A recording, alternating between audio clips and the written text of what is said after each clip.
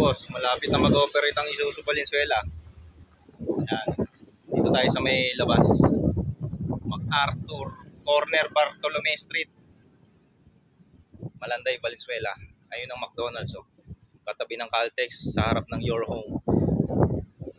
Sunshine Home Center. Dito lang yan sa may National Food Authority, Kadiwa. Naman sa part na to, yung Shell, papuntang monumento yan mga boss. Yan. Tapos dito sa side na to, papuntang Marilao, Bulacan yan. Yan ang Isuzu Intake. Valenzuela. Update lang to mga boss. Isuzu Valenzuela. Ayos ba? Para sa mga boss natin na maghahanap ng mga unit, Isuzu brand, ito lang po kayo rito. Okay. Mabilis ang tour lang yan mga boss.